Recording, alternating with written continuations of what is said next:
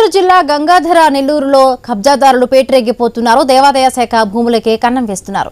Survey number 296లో 13 ఎకరాలను చదును చేసి స్వాధీనం చేసుకుంటున్నారని గ్రామస్తులు ఆరోపించారు.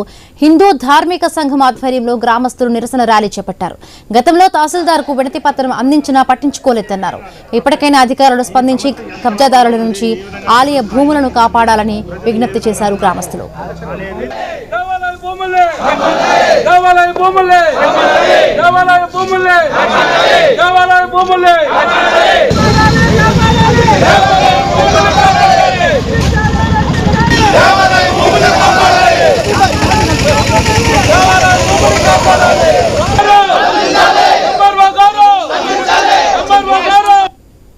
ఎస్ఎస్ కొండ నందు తరతరాలుగా దాదాపుగా 100 సంవత్సరాలుగా కూడా ఆ భూమి అనే దాన్ని దేవాలయాలకి యూజ్ చేస్తున్నారు.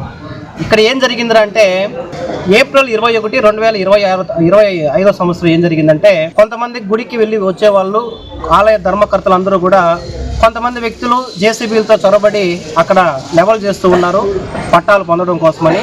అది వద్దు అని ఆపడం కోసం చెప్పారు, వాళ్ళు వినలేదు. ఎస్ఎస్ కొండ గ్రామ దేవాలయ అభివృద్ధి కమిటీ తరఫున గ్రామస్తులు కొంతమంది ధర్నా చేసి వినతి పత్రం ఇవ్వడం జరిగింది.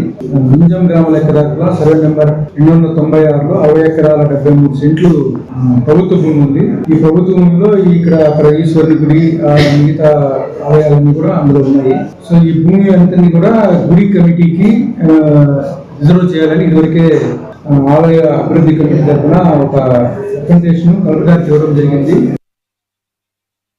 మా గ్రామాల పరిధిలోని దేవాలయానికి 66 ఎకరాలు తరతరాలుగా దేవాలయ భూమిగా మేమంతా పరిగణిస్తూ అందరూ దేవాలయం కోసము, దేవాలయ పరిరక్షణ కోసము, ఆ భూముల్లో వచ్చే ఆదాయాల్ని మా తదితర అవసరాల కోసము వాటిని వాడుకుంటున్నాము.